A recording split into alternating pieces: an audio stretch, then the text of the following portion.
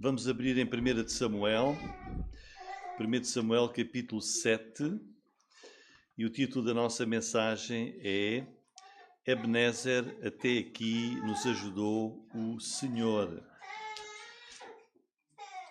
1 de Samuel capítulo 7, versículo 3.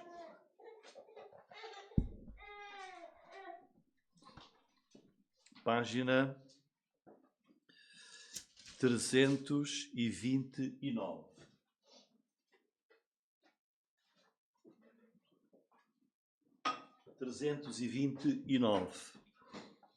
E diz assim a palavra de Deus, começando lá no versículo 3, diz: Então falou Samuel a toda a casa de Israel, dizendo: Se com todo o vosso coração vos converterdes ao Senhor, tirai de entre vós os deuses estranhos e os astarotes, e preparai o vosso coração ao Senhor, e servi a Ele só, e vos livrará da mão dos filisteus. Então os filhos de Israel tiraram de entre si aos Baalins e aos Astarotes e serviram só ao Senhor. Disse mais Samuel: Congregai a todo Israel em Mispá, e orarei por vós ao Senhor. E congregaram-se em Mispá, tiraram água e a derramaram perante o Senhor, e jejuaram aquele dia, e disseram ali: Pecamos contra o Senhor. E julgava Samuel os filhos de Israel em Mispá. Ouvindo, pois, os filisteus que os filhos de Israel estavam congregados em Mispá, subiram os maiorais dos filisteus contra Israel. O que, ouvindo os filhos de Israel, temeram por causa dos filisteus. Por isso, disseram os filhos de Israel a Samuel: Não cesses de clamar ao Senhor nosso Deus por nós, para que nos livre da mão dos filisteus. Já iremos ler mais durante a mensagem e, por isso, irmãos, neste primeiro culto do ano 2026, que esta mensagem venha ao encontro dos nossos corações, como palavra de Deus. Ebenezer, até aqui nos ajudou o Senhor. Nesta altura deste relato, estávamos mais ou menos no ano 1000, por volta do ano 1000, antes de Jesus vir ao mundo. E a nação de Israel, nessa altura, estava debaixo do domínio dos filisteus. Israel estava dominada, subjugada pelos filisteus.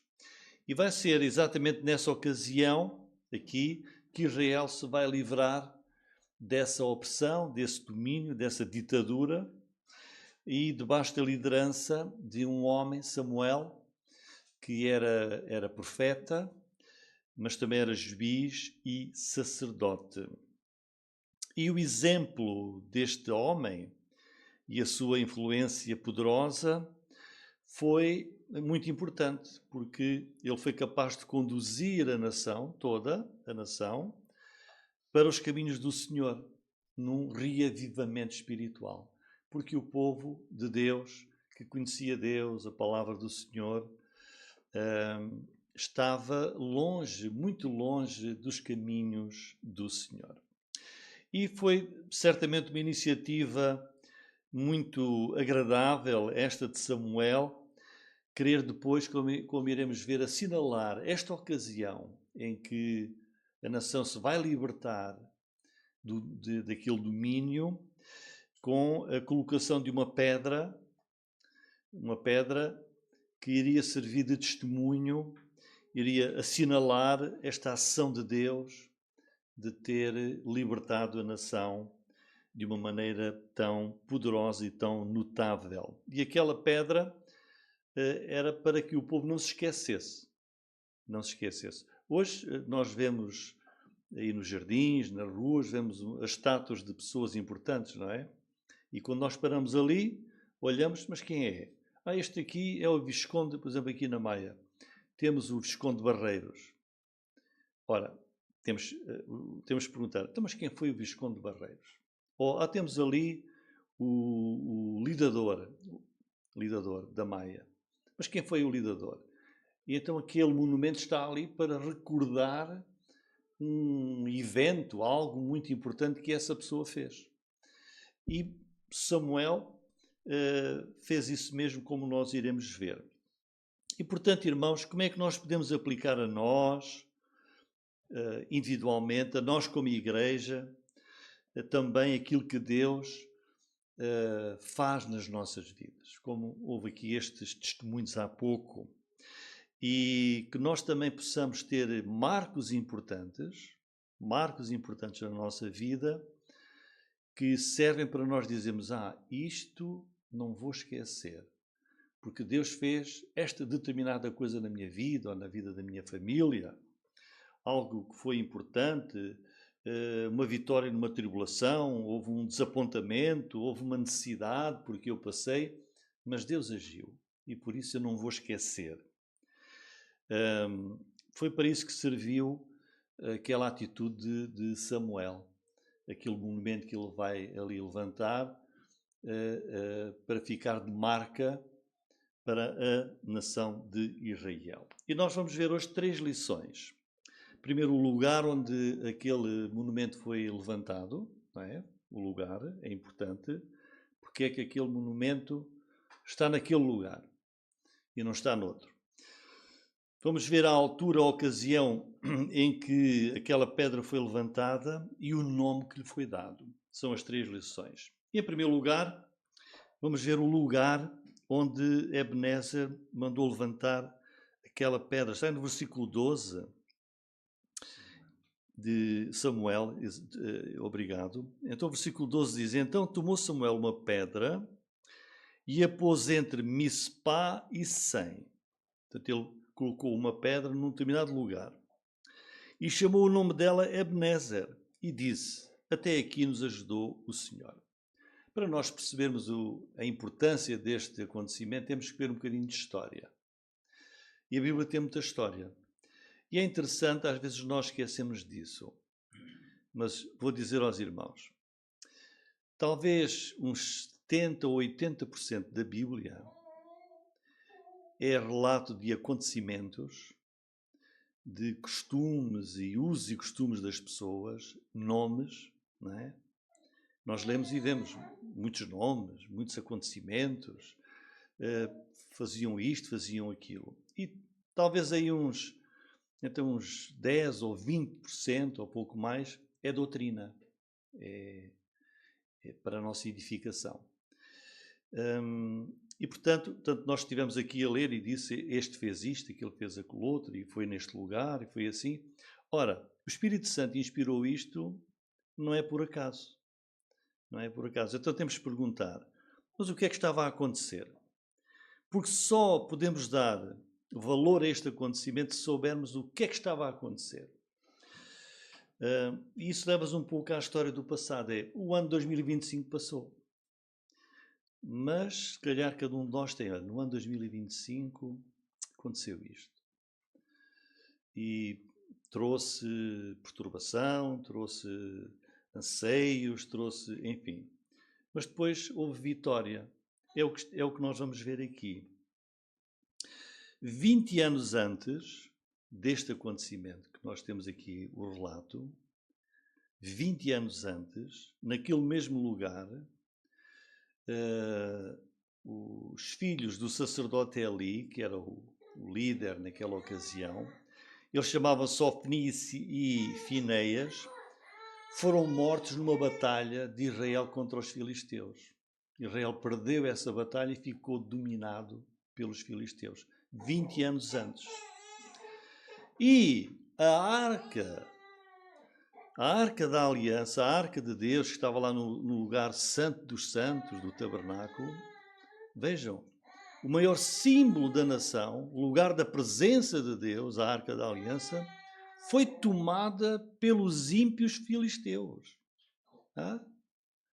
Foi uma coisa terrível. Estão a ver? A arca da aliança tinha lá um exemplar do maná, tinha lá a vara de Arão, tinha lá as tábuas dos 10 mandamentos. Estava num lugar, num tabernáculo, onde só o sumo sacerdote podia entrar uma vez por ano e tinha que levar o sangue do animal sacrificado para a expiação do pecado do povo de Israel.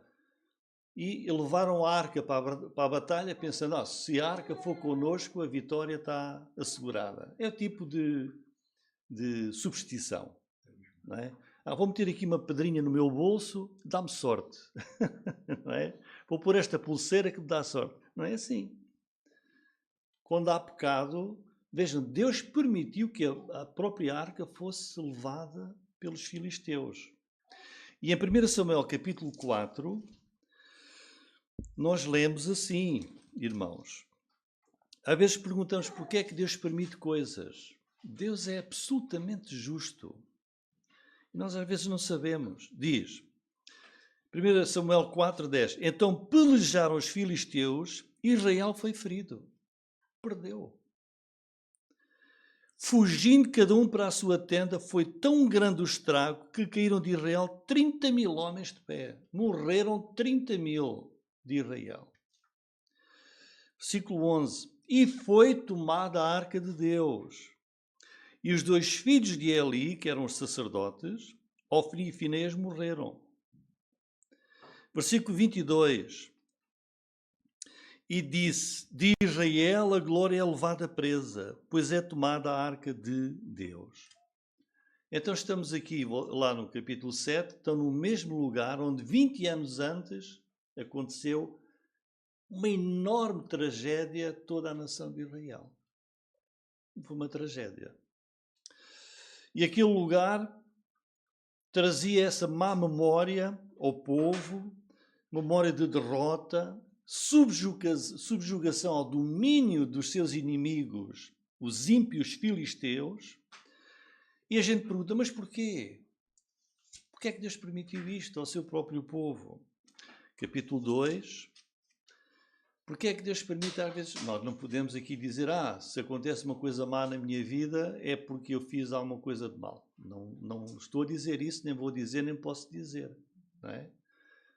Mas estamos a ver a história de Israel. Em 1 de Samuel, também no capítulo 2, versículo 12, nós lemos, eram, porém, os filhos de Eli, os filhos do principal sacerdote, filhos de Belial, filhos do diabo, não conheciam ao Senhor. Terrível, não é? Os filhos do próprio sacerdote Eli. E também versículo 15. Também antes de queimarem a gordura, ou seja, os sacerdotes tinham a responsabilidade dos sacrifícios, que era o ato de adoração a Deus, neste caso o tabernáculo, ainda não havia templo. E diz, antes de queimarem a gordura, vinha o moço do sacerdote e dizia ao homem que sacrificava, dá esta carne para assar ao sacerdote, porque não receberá de ti carne cozida, mas crua. E dizendo-lhe o homem, queime-se primeiro a gordura de hoje, depois toma para ti quanto gera a tua alma. Então ele lhes dizia, não, agora o has de dar, senão por força tomarei. Então ele dizia, olha, a lei de Deus diz, primeiro sacrifica para Deus. E é assim que dizia. E depois tiras para ti. Mas não, era total transgressão. Não, primeiro é para mim. Irmãos, há coisas, nós na nossa vida, primeiro é para o Senhor. Há as coisas, Deus é quem deve estar em primeiro lugar. Mas faziam ao contrário. Versículo 17. Era, pois, muito grande o pecado destes moços perante o Senhor, porquanto os homens desprezavam a oferta do Senhor. Ou seja, Deus não era o primeiro, as coisas não eram feitas em primeiro lugar para Ele, para o Senhor. E diz que não conheciam a Deus, não liam as Escrituras, não liam a palavra de Deus, não se interessavam, não oravam. Este era o estado da nação. E depois no capítulo 4, versículo 18, nós lemos, e sucedeu que, fazendo ele menção da arca de Deus, Eli caiu da cadeira para trás.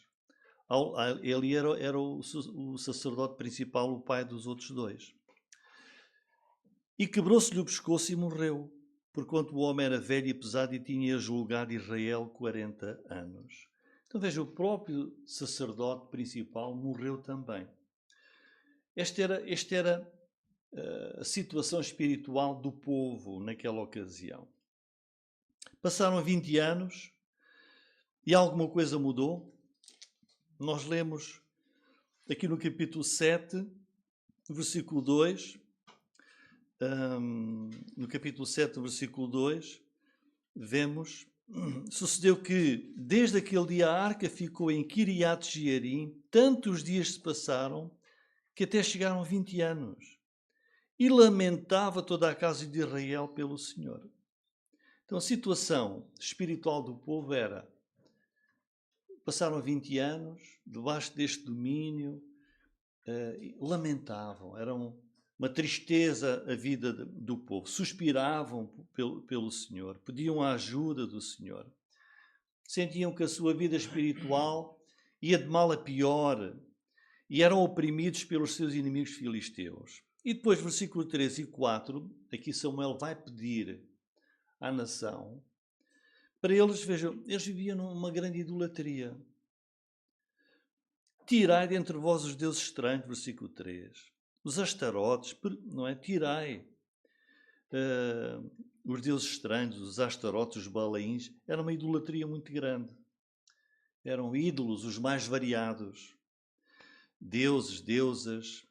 Quer dizer que a nação como um todo estava debaixo de uma grande idolatria, com sua má influência, culto a Baal, culto a Astarote. Isso era a raiz de todo o mal. Hoje existe muita idolatria, como nós sabemos, mas se não tivermos cuidado, há outra idolatria nos nossos corações, em que nós colocamos Deus, como ali vimos, primeiro para mim, colocamos Deus em segundo lugar ou em terceiro e temos outras coisas que dominam a nossa vida e que não é agradável a Deus. Não é? Podíamos aqui dizer tantas. Faltar, por exemplo, à igreja porque à mesma hora acontece, há um futebol, que é a coisa que se calhar mais domina. E às vezes isso começa de pequenino. Vemos às vezes pais e avós e bisavós. Nasce o menino, olha, vai já ser do Benfica. Vou já comprar uma camisola para o menino que ele vai crescer já com uma camisola do Benfica, não sei o quê. E isso vai ganhando, isso e outras coisas, não é? Ou música, ou sei lá. E isso vai formando alguma idolatria nos corações e quando crescem, já o domínio é grande. Mas agora, irmãos, veio aqui uma mudança através do profeta Samuel. O que é que o povo vai fazer naquele mesmo lugar onde antes houve derrota? É agora, o capítulo 7 vai nos mostrar a ocasião em que o povo se vai entregar ao Senhor. E é isso que nós devemos pensar. Se no ano 2026 alguma coisa tem de ser tirada da nossa vida, como Samuel aqui vai pedir, para que eu possa colocar Deus em primeiro lugar. O que é que eu tenho de pôr de lado? O que é que eu tenho de pôr para trás? Para poder ser mais fiel ao Senhor. E eles vão fazer daquele lugar, onde 20 anos antes foi um lugar de derrota, vai ser agora derrota, mas do pecado. E vai ser um lugar de conversão, de arrependimento perante Deus. Porque vejam aí, versículo 3. Se com todo o vosso coração vos converterdes ao Senhor. Este é o primeiro passo para nós nos entregarmos a Deus. De todo o nosso coração, com sinceridade total. Nos convertermos, nos arrependermos e nos entregarmos a viver a vida cristã como a palavra de Deus nos ensina. É confessar aquilo que está mal, deixar pecado que possa existir. Este foi um acontecimento, nacional. O versículo 3 diz: falou Samuel a toda a casa de Israel. Então foi geral. E hoje eu estou a falar para todos os irmãos, todos, e incluo-me a mim também, quando estou a preparar as mensagens, a primeira pessoa que leva com ela sou eu, não é? Não é? Eu sou a primeira. E não posso ser hipócrita. É para mim também. E o que é que o profeta Samuel pediu a toda a nação? O que é que Deus pede a todos nós? Todos nós. O que é que está aí? Tirai dentre vós os deuses estranhos. Tira aquilo que está errado. E mais, preparai o vosso coração ao Senhor. É importante, prepara o teu coração para o Senhor. E diz, servi a Ele só, que Ele seja aquele a quem nós servimos de todo o nosso coração. Só a Ele. E o versículo 6, que mais é que eles fizeram? Congregaram-se em Mispá, tiraram água, derramaram perante o Senhor, jejuaram aquele dia. E disseram, pecamos contra o Senhor. Então, esta tomada de consciência, Senhor, é verdade. No ano 2025, eu falhei aqui, falhei ali, pequei contra ti. Mas eu estou a preparar o meu coração para ti, porque é servir-te a ti só. E se for necessário, eles jejuaram. O jejum é bíblico. Então, Samuel ali, naquele lugar, antes lugar de derrota, agora promove ali uma busca, uma sede pela restauração à fé no Deus único, vivo e verdadeiro. Porque era necessário completo arrependimento, que implicava renúncia, naquele caso à idolatria, e renúncia a tudo aquilo que se coloca entre nós e o nosso Deus. E quais os resultados do apelo, este apelo de Samuel? No versículo 4. Então os filhos de Israel tiraram dentre si aos Balaíns, aos Astarotes, e serviram só ao Senhor. Olha a mudança tão grande. Mudança tão grande. Eles tiraram tudo o que era do desagrado do Senhor. E entregaram-se a servir só ao Senhor. Ou seja, vieram juntos para se arrependerem, para confessarem os seus pecados, lançar fora a idolatria das suas casas, dos seus corações. Tinham as casas cheias de ídolos. As casas cheias de ídolos. E às vezes, o ídolo pode estar lá em casa, mas o pior é quando ele está no nosso coração, porque em casa está lá. Mas se estiver no nosso coração, onde nós formos, ele vai. E por causa desse arrependimento, eles vão ver, isso é que é importante, eles vão ver a boa mão de Deus a agir e a ajudá-los, de maneira que eles vão poder gritar, até aqui nos ajudou o Senhor, Ebenezer. Então aquele lugar, veja o versículo 5, congregai a todo Israel em Mispá. Aquele lugar, Mispá, foi um lugar de confissão, de lamento e de arrependimento, de confissão de todo o coração. Foi o lugar dessa nova entrega, desse arrependimento, consagração de vidas ao Senhor e de vitória. Irmãos, pensemos, apliquemos isto à nossa própria vida, para que nós possamos também deixar e pôr de lado aquilo que não é do agrado do nosso Deus. E se o fizermos, Ele vai ajudar-nos e vai dar-nos a vitória e o livramento naquilo que nós precisamos. Em segundo lugar, a ocasião em que Ebenezer foi levantado, versículo 7. Ouvindo, pois, os filisteus, seus inimigos, que os filhos de Israel estavam congregados em Mispá, diziam, onde é que está a nação? Eles ouviram, olha, a nação de Israel está toda junta lá, naquele lugar em Mispá. Subiram os maiorais dos filisteus contra Israel, o que, ouvindo os filhos de Israel, temeram por causa dos filisteus. Agora, quando ouviram que os inimigos vinham contra eles, temeram. Temeram. Então, tribulação nas vidas deles. E versículo 8. Por isso disseram os filhos de Israel a Samuel, não cesses de clamar ao Senhor nosso Deus por nós, para que nos livre das mãos dos filisteus. nós estamos aqui já a ver a expressão, a ver agora aqui uma prova real do arrependimento deles. Voltaram-se para Deus e começaram a depositar a sua confiança em Deus e confiar no poder da oração. Eles que andavam longe de Deus, agora, mediante o apelo de Samuel, eles confiam no poder da oração. E vejam que eles dizem isso claramente, diz, Samuel, ora por nós. Não cesses de orar por nós até que alcancemos a vitória sobre os nossos inimigos. Não cesses de clamar ao Senhor nosso Deus por nós para que nos livre. E assim é, irmãos. Se calhar podemos ter falhado em pedir, irmão, pastor, igreja, ore por mim por este assunto. Não cessem de orar por este assunto. Os irmãos não estão a revelar uma fraqueza. Estão a dizer, eu confio em Deus. Eu confio no poder da oração, confio que a igreja, ou o irmão, a irmã ora, e Deus ouve e Deus pode agir. Foi o que eles fizeram aqui.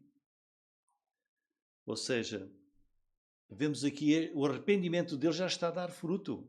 Já está a dar fruto. O povo confia na oração. Não cesses de clamar ao Senhor. Irmãos, sejamos uma igreja assim. Uma igreja unida, que compartilha uns com os outros as dificuldades. E, irmãos, orem por este assunto. E se for feito esse pedido, que os irmãos respondam. Porque quando um irmão escreve qualquer coisa a pedir, ou telefona, se a gente não responde, diz, olha, será que ouviram? Será que leram? Não é? Então isso mostra comunhão, mostra proximidade. Diz, irmãos, oremos por este assunto. Todos juntos, vamos orar, vamos clamar ao Senhor. Não cesses de clamar o que eles pedem aqui. Versículo 9, que mais a Samuel é que ele fez naquela crise. Então tomou Samuel um cordeiro de mama e eles pediram ajuda. Então naquele tempo, uma forma de as pessoas, de o povo se aproximar de Deus era através dos sacrifícios, não é? Então, perante o pedido do povo, o que é que fez o sacerdote Samuel? Tomou Samuel um cordeiro de mama, sacrificou inteiro em holocausto ao Senhor. Mostrou o coração dele, disse, Senhor, eu vou fazer um sacrifício de um cordeiro, como diz a lei de Moisés, inteiramente, o holocausto era, o animal era totalmente consumido. Havia diversas formas de sacrifício. Entendem? Havia várias, podem ler isso no livro de Levítico. O holocausto, havia alguns sacrifícios em que parte do animal era sacrificado no altar e a outra parte era dada e distribuída a quem oferecia, podiam comer parte do sacrifício. O holocausto era uma entrega total a Deus. Era totalmente consumido para Ele. Era mostrar uma dependência total de Deus.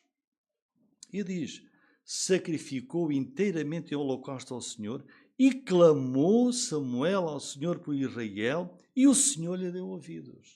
Este é o nosso Deus, irmãos. Este é o nosso Deus. Adoração, culto. Samuel mostrou aqui esta solidariedade com a nação. E qual é o resultado? Deus deu ouvidos, a nação estava a ser atacada e diz, sucedeu que estando Samuel sacrificando o holocausto, os filisteus chegaram à peleja contra Israel, trovejou, olha, vejam, às vezes a vitória não foi de... Deus deu, assim, podia estar, Deus deu força aos soldados, deu-lhes ali, e eles foram. Deus fez tudo. E como é que Deus fez? Olha, Deus mandou uma grande trovoada. Estão a ver? Trovejou o Senhor aquele dia com um grande estrondo sobre os filisteus e os confundiu de tal modo que foram derrotados dentre os filhos de Israel. O que é que diz a palavra? A salvação vem do Senhor. Somos salvos pelas nossas obras? Não. É pela nossa fé, nossa confiança. Ele é que salva. E diz aqui Deus é que fez tudo. A oração, o sacrifício do Cordeiro trouxeram a vitória pela mão de Deus. Tal como Deus nos dá a vitória pela cruz de Jesus. A cruz de Jesus é que nos trouxe a vitória. Por isso, irmãos, confiemos no poder da oração. Nas nossas tribulações, tristezas, necessidades. E depois, versículo 12, não é? Versículo 11 diz: os homens de Israel saíram de Mispá, perseguiram os filisteus e os feriram até abaixo de Betcar. Então tomou Samuel uma pedra e a pôs entre Mispá e Sem, chamou o nome dela Ebenezer e disse: até aqui nos ajudou o Senhor. Então, este é o significado de Ebenezer. Até aqui nos ajudou o Senhor. Ebenezer quer dizer é uma pedra de ajuda, pedra de socorro, pedra do ajudador que foi o Senhor. Significa que Deus os ajudou naquele dia, naquele ponto geográfico, naquele momento. E aquela pedra que foi levantada era um monumento que testemunhava estas coisas importantes. Quando olhassem para a pedra, aquela pedra trazia à memória o quê? Que Deus interviu a favor de Israel num momento desesperador, quando estava a ser atacado pelos seus inimigos filisteus. Aquela pedra testemunhava a vitória que veio quando o povo se arrependeu. Foi porque eles se converteram, se voltaram para Deus, que a vitória veio. E iria recordar às gerações futuras a resposta de Deus às orações, e o passado ia servir de incentivo para o futuro do povo do Senhor. E por isso, irmãos, quando nós lemos até aqui nos ajudou o Senhor, o sucesso da vitória está sempre no nosso Deus. Nós temos de fazer muitas vezes a nossa parte, mas a principal é a do Senhor. E como igreja devemos confiar no nosso Deus. Nada está na nossa força, na nossa sabedoria, no nosso engenho, nenhuma glória para nós, toda a glória para o Senhor. Como diz Efésios 3:21, não vai estar ali, que eu não coloquei. Diz: a esse que é Deus, glória na igreja, por Jesus Cristo, em todas as gerações, para todo sempre. E veja como diz: até aqui.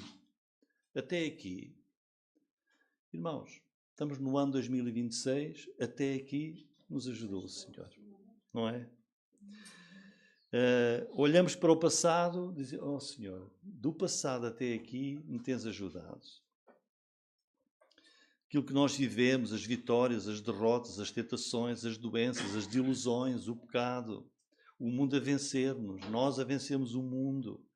Mas o arrependimento, o nosso lamento perante o Senhor, a confissão, a vida de oração, o testemunho do Evangelho, da Palavra de Deus, o discipulado, nos voltamos para Ele. Então, do passado até aqui, o Senhor nos ajudou. Demos graças a Deus por isso. Senhor, obrigado, que até aqui quer dizer até hoje, até no lugar onde eu estou a viver, até aqui tu ajudaste. Mas este até aqui também nos manda olhar para o futuro. É até aqui e daqui para a frente. Olhando para o futuro. Porque hoje não é o fim. Temos o amanhã. Temos a segunda-feira, dia 5 de janeiro. Há um futuro à nossa frente. Há mais alegrias, há mais lutas. Há mais tentações, há mais triunfos. Vai haver mais oração. Vai haver, se calhar, vale de lágrimas. Vai haver risos também. Mas digamos sempre: Senhor, até aqui tu ajudaste. E vais ajudar. E eu termino com Filipenses 1:6, que é um versículo que muitos certamente conhecem, que diz, vejam irmãos, tendo por certo isto mesmo, que aquele que em vós começou a boa obra, a aperfeiçoará até o dia de Jesus Cristo. Ele já começou.